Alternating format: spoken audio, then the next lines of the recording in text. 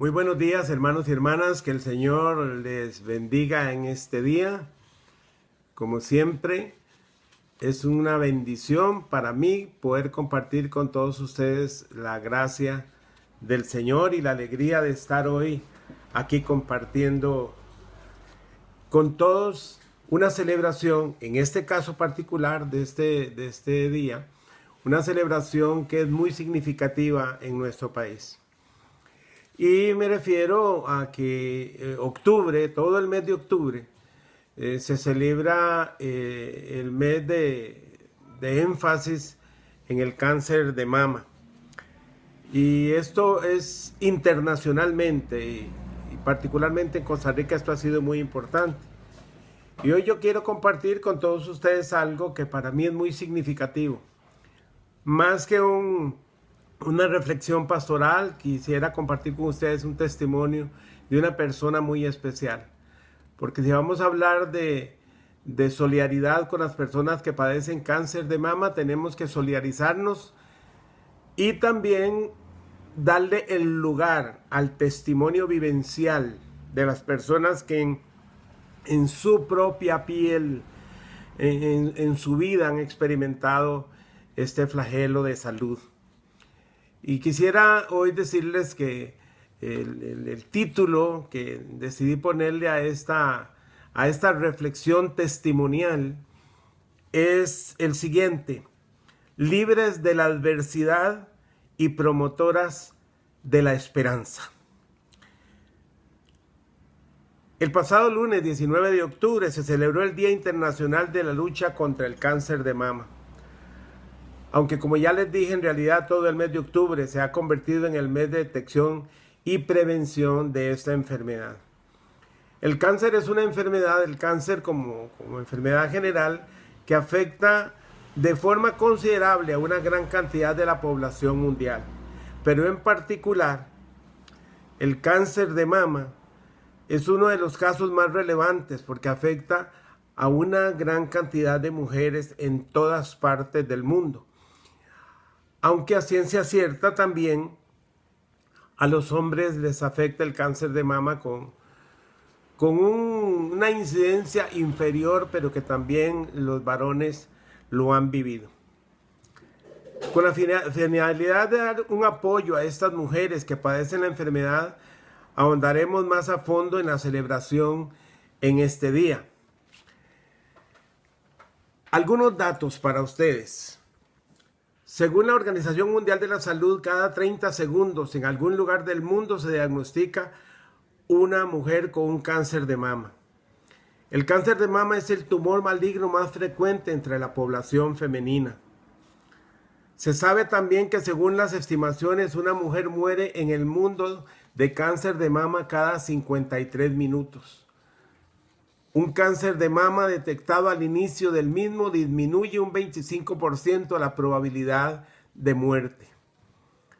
Según el Instituto Nacional de las Mujeres, INAMU, en Costa Rica, la segunda causa de muerte entre la población femenina es el cáncer de mama y se estima un aumento del 70% para el año 2035.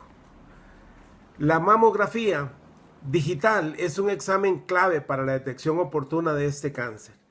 La lectura que un médico hace de ella podría cambiar pronto en Costa Rica gracias a un proyecto de la Escuela de Informática de la Universidad Nacional UNA. O sea, estamos hablando de que Costa Rica es un país que está haciendo esfuerzos importantes y que tiene logros muy importantes en la detección, tratamiento y superación del cáncer de mama, dándole gran libertad a una gran cantidad de mujeres. Sin embargo, mis hermanos y hermanas, como pastor de la iglesia, me produce un enorme placer que en este momento quien nos va a hablar de la experiencia de haber vivido en su propia experiencia de vida personal, familiar, social, esta enfermedad, es una dama a quien quiero y respeto muchísimo, y me refiero a la reverenda Ruth Vindas. Ella es una pastora, una teóloga, y vivió también en su propia experiencia esto, y ella no los va a contar de lo que ella misma sintió y vivió en su momento. Hola, amados hermanos y hermanas de la Iglesia en Cinco Esquinas. Es un placer para mí saludarles por este medio. Quiero agradecer a don Johnny por la oportunidad que me dio de participar de esta manera y espero en alguna medida compartir algunas otras cosas que yo considero que es importante tener presente en tiempos de enfermedad, cosas que solamente a través de ciertos procesos se puede comprender un poco más profundo, quizá, lo que podemos comprender de Dios, de su presencia en medio nuestro, de temas importantes de los que a veces tenemos temor inclusive de hablar, como es la muerte. Según un informe o una investigación elaborada por la Asociación Estadounidense del Cáncer, se registró que Costa Rica es el país que tiene la mayor tasa de sobrevida por cáncer de mama en América Latina. Según los registros médicos, cuando una paciente sobrepasa los 60 meses de vida después del diagnóstico y los procesos que corresponden de quimios, radioterapias, se considera que esta persona, esta mujer va a tener un tiempo mucho más largo de supervivencia. Y en muchos casos inclusive se considera que ya la paciente está curada. Les comparto esto porque generalmente cuando nos menciona la palabra cáncer, lo asociamos a la muerte. Y cuando vemos estas estadísticas, lo interesante es que cuando nos diagnostican con un cáncer, esas estadísticas ni siquiera las recordamos. Entonces, solamente para tenerlo presente, porque sí me parece que son detalles interesantes que deberían más bien motivarnos a, bueno, no, Costa Rica tiene un muy buen nivel de salud. En cuanto a mi experiencia, generalmente estas cosas a uno lo toman por sorpresa. Fue para ese 9 de diciembre del 2014 cuando mi vida sí dio un giro importante. Cuando se hacen diagnósticos de este tipo, pues uno inmediatamente lo que piensa es, bueno, si me están diciendo que tengo un cáncer, pues lo más probable es que voy a morir y a lo mejor va a ser pronto. Entonces esto sí nos hace entrar en pues en cierta zozobra, en cierta angustia. Y bueno, es parte del proceso. Creo que a nadie nos gusta que nos digan, nos den un diagnóstico de este tipo. Fue una experiencia muy, muy importante y digo que fue una experiencia muy interesante porque todo se movió de una manera muy rápido. Me, me hacen un primer análisis un martes y ya para un jueves de esa misma semana ya me estaban practicando biopsia, ultrasonidos de emergencia, ver a los médicos cómo se preocupan los médicos asignando citas de una vez sin tener yo que estar en este proceso de ir de ventanilla en ventanilla por todo el hospital buscando quién me dé cita, porque no es porque era la primera mujer que salía con un cáncer de mama, sino porque para ellos era un cáncer un tanto complicado. No había nada que justificara la presencia de ese cáncer. No había historial familiar, no era tampoco por desórdenes alimenticios, no era porque estaba viviendo en lugares insalubres o en fin, nada que diera razón de que ese cáncer estuviera, sobre todo porque tenía un tamaño muy grande y estaba en etapa 3. La etapa 3 es una etapa de conflicto ya, porque la etapa que sigue es la etapa 4 y es cuando ya hay metástasis en varios órganos importantes del cuerpo. La otra cosa que era importante tomar en cuenta cuando se me diagnostica este cáncer, hacía un año apenas que se me había hecho ultrasonido y mamografía y una biopsia de rutina que habían hecho. Todos los resultados fueron negativos, no había nada de qué preocuparse. Y un año después hay un cáncer de un tamaño de 6 años. Entonces, era un caso extraño, un cáncer muy avanzado en meses y sin nada que de pronto pareciera justificar.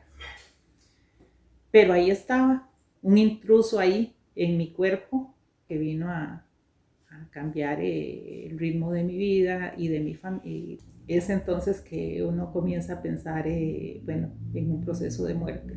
Realicé a los médicos las preguntas que consideré que era importante saber. Creí que lo estaba manejando muy bien y todo estaba bien. Hasta que llegué a mi casa y vi a mis 2 hijos menores, a Isaac y Elizabeth, que en ese momento sí fue cuando se me movió el piso.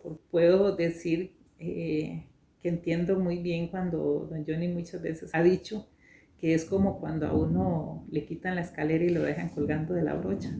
Y justamente eso fue lo que yo sentí en aquel momento cuando llegué a mi casa y a mis hijos. Y entonces ahí empezaron a surgir otra serie de preguntas que los médicos no te responden, ni nadie te las va a responder. Pensar cómo se da ese tipo de noticia a la familia, a los hijos, al esposo. ¿Cómo se lo digo a mis papás, a mis hermanos? Simplemente no hay respuesta. Las únicas respuestas a eso es cuando se hace, se dice, hay que decirlo. Bueno, recuerdo que en aquel momento decidí no compartir nada con mi familia hasta por la noche, que se lo compartí a mi esposo primero. Y sí, después acordamos decirle entonces a Andrea y a Miguel, que son los hijos mayores, y guardarnos el secreto para Isaac y Elizabeth hasta tener los resultados finales de la biopsia y ver el estado real de mi salud. Pero sí, desde ese momento la presencia de mi esposo, el acompañamiento, su forma de asumir pues este reto para la familia, para nosotros como pareja, fue muy especial, fue muy importante. Sabes que te amo y voy a estar aquí para ti. Eso fue lo que él decidió hacer, justamente. Recuerdo que después de pasada la Navidad, en un momento para una mañana de enero,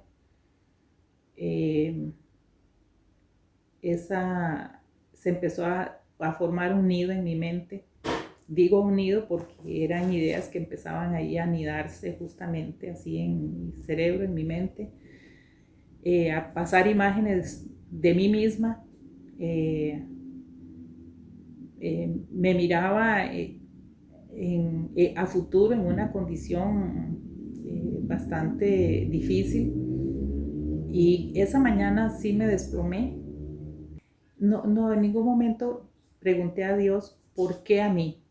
No, porque me parece que eso no corresponde. ¿Por qué a mí? Bueno, porque no soy diferente a las otras mujeres. No soy una excepción. Entonces creo que por lo menos para mí la pregunta no iba, pero sí le pedí a Dios en aquel momento que yo quería tener calma, yo quería tener tranquilidad y paz, y que yo quería experimentar en ese proceso su paz y su tranquilidad en mí. Y sí le dije, mira Dios, si este es el principio de mi fin, quiero pasarlo con dignidad, quiero pasarlo con la cabeza en alto, Solo que yo sí te pido un favor y es que me ayudes a entender qué provocó el cáncer. Yo creo que tiene que haber algo que justifique que hay un cáncer ahí. Por alguna razón, ¿qué lo provocó? Empecé a hacer varias cosas y una de esas fue comenzar a investigar qué cosas pueden provocar un cáncer en la persona. Era como parte de esa preparación para lo que iba a venir. Yo quería los detalles, yo quería saber detalles, yo quería saber a qué me iba a enfrentar, yo quería tener claro toda la situación que se estaba dando dentro de mí. Pero bueno, lo que yo encontraba no encajaba muy bien con lo que estaba pasando. Nada de eso me respondía a mi situación. De pronto, haciendo algunas lecturas más, encontré que el mal manejo de las emociones y los pensamientos negativos también son provocadores de enfermedades. Entonces, cuando me topé con eso, me pareció como que eso sí podía hacer, pero no sabía por qué.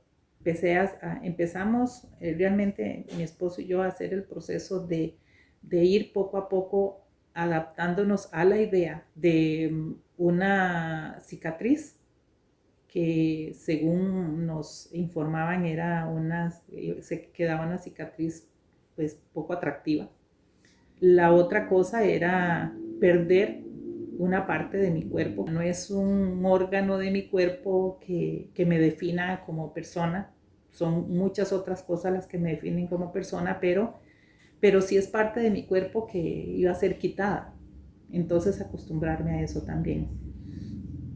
Por otra parte, tenía que empezar a acostumbrarme también a la idea de si iba a pasar un proceso de sufrimiento doloroso, requeriría de asistencia de mi familia, mi brazo derecho quedaría muy inútil, entonces iba a requerir de mucha asistencia. Entonces era prepararme para todo esto y además de prepararme para una eventual muerte. Cuando pensamos en la muerte, pensamos en el proceso de duelo de la familia que se queda. Pero yo hice un proceso contrario, fue pasar mi proceso de duelo en caso de ser yo la que ya no esté. Pero fue un mes y medio muy intenso, de mucho aprendizaje, de mucho repensar, de mucho cuestionamiento, de mucha evaluación, autoevaluación. Y en medio de toda esa evaluación,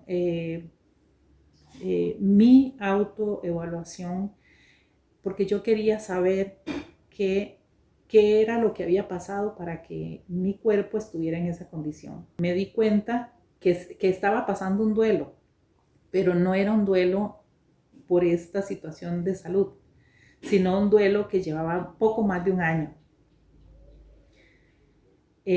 Sentía que había perdido muchas cosas. Fue un tiempo en que no tenía trabajo, ya no estaba trabajando en la iglesia, ya no estaba trabajando en el seminario. Además de eso, cargaba mucha frustración, mucho desconsuelo también, mucha inseguridad, mucha queja, porque como pastora, pues yo era mi deseo trabajar en el área pastoral, saber que las mujeres no éramos precisamente las personas más gratas para pastorear iglesias, más bien rechazadas. Entonces eso me llenó de mucha frustración. Sin darme cuenta, empecé a pensar que todos esos años de estudio, que tantos años de sacrificio, que mi familia también había sido sacrificada en medio de todos esos procesos, empecé a pensar en injusticias, en muchas cosas negativas, y creo que entonces fue cuando empecé a pensar que nada tenía sentido, que no valía entonces la pena vivir de esa manera. Entonces creo que ahí mi cerebro empezó a dejarse morir. Si ya no había por qué luchar, si ya no había oportunidades, si ya se había hecho lo que en la vida había que hacer, solo nos quedaba morirnos. Entonces empecé a entender eso y empecé a entender que ese cáncer era el resultado de toda esa amargura que había estado anidando por poco más de un año. Mientras estuve sumida en esos pensamientos, puedo decir que sentí la voz de Dios que me decía, el problema no es el cáncer en tu seno. Él solo evidencia un cáncer mayor. Pensé que si eso era así, ¿qué cáncer mayor podía ser el estar autodestruyéndome por la frustración, por el resentimiento, por tener un alma sufriendo, un alma rota, una mente y un espíritu decaídos, sin aspiraciones, sin proyección? Entonces, cuando entendí eso, entonces volví a pedirle a Dios que si Él me había ayudado a entender lo que había generado mi cáncer, que yo necesitaba que Él me ayudara a desalojar todo eso que llevaba dentro. No fue un proceso fácil, fue un proceso muy difícil porque es difícil cuando te das cuenta de la realidad y sabes que tienes que sacarla de ahí porque es la raíz que te está provocando la posible muerte. Entonces hay que trabajar duro y es un proceso muy difícil, muy doloroso, muy estresante porque es luchar consigo misma, es reconocer que sí es posible que haya habido personas que te han herido, que te han provocado el resentimiento, pero porque tú dejaste que eso pasara. Porque entonces empecé a entender que yo también había cometido errores y entonces comenzó a suceder en mí una cirugía antes que la cirugía física. El Señor haciendo una cirugía emocional, mental, espiritual, para provocar una restauración profunda. Y una semana antes de la cirugía puedo decir que ya para ese tiempo ya podía descansar, ya había hecho mi proceso.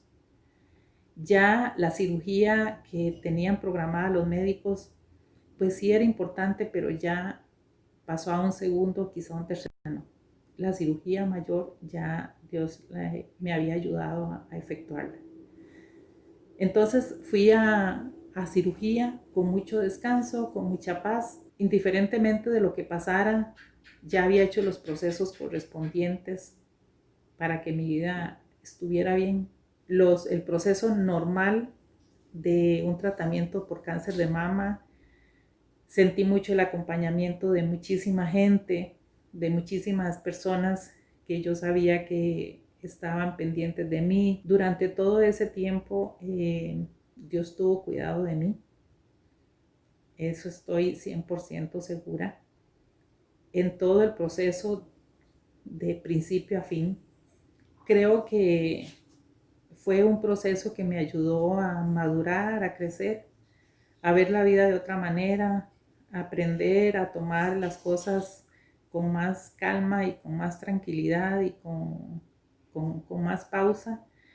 No digo que ya lo tengo, que ya lo he logrado al 100%, porque todavía a veces tengo mis caidillas por ahí, pero sí procuro no dejar que nada negativo haga nido en mi cabeza, ni en mi corazón, ni en mis pensamientos, por qué cosas sí quiero seguir luchando y qué quiero disfrutar.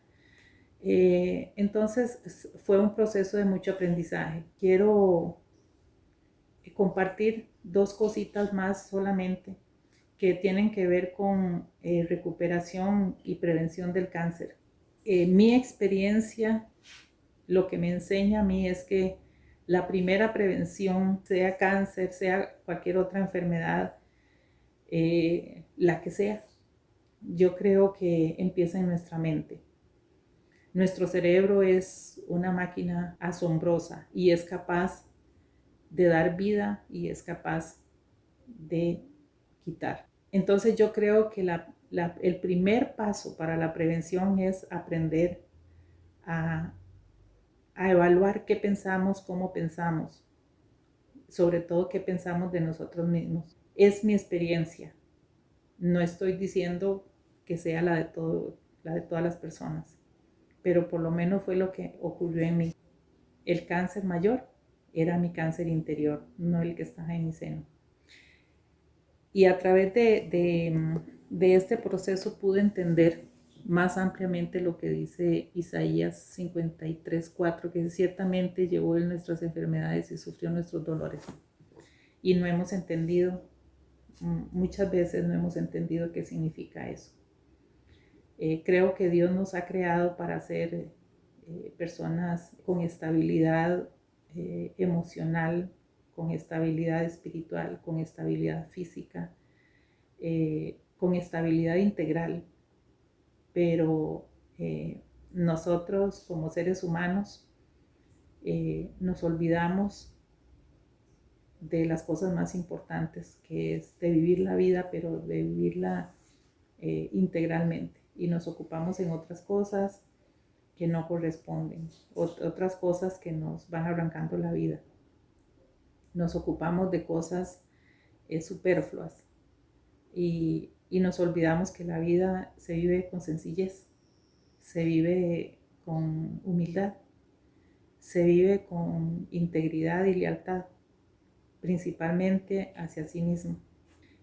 Como familia pasamos el proceso normal, es una etapa, lo consideramos una etapa superada, y pasamos todo el proceso que tantas familias han pasado, pero hoy, casi 6 años después, de verdad que puedo decir con mucha gratitud y con alegría, bendito Dios, gracias por mi cáncer de seno. Después de haber escuchado ese testimonio tan hermoso de la hermana pastora Ruth Vindas, solamente quisiera decirles que es nuestro deber como cristianos solidarizarnos con todas las mujeres que padecen esa enfermedad en nuestro país y en todos los lugares del mundo, y que como iglesias seamos siempre conscientes de que debemos hacer un esfuerzo solidario por apoyar a las personas que están padeciendo esta situación. Quiero en este momento terminar dando gracias a Dios por la vida y orando en favor de tantas y tantas mujeres que han padecido, que están padeciendo el cáncer de mama en este momento. Señor, en este momento queremos darte gracias en el nombre de Jesús por los esfuerzos que se están haciendo en nuestro país y en muchos lugares del mundo para tratar de superar el flagelo de esta enfermedad. Gracias, Dios, por que paulatinamente las autoridades de salud han tomado conciencia y están haciendo un esfuerzo muy grande en favor de las mujeres. Gracias por la reverenda Ruth Vindas, por su testimonio de vida, por lo que ella nos enseña, no solamente a través de su experiencia que nos la acaba de contar, sino también de sus enseñanzas como teóloga. Gracias por ella, Señor. Ayúdanos como comunidad a ser siempre conscientes de nuestra responsabilidad en la salud integral de todos los creyentes. Te lo pedimos y te damos gracias en el nombre de Jesús. Hermanos y hermanas, qué bueno que pudimos tener la alegría de compartir con la hermana Ruth Vindas, y damos gracias a Dios por su vida, por todo lo que nos ha enseñado. Ella también fue por bastante tiempo pastora de nuestra iglesia en Cinco Esquinas de Tibás y dejó una huella muy, pero muy profunda en nuestro quehacer como comunidad cristiana. Dios les bendiga. Nos vemos, Dios mediante, la próxima semana.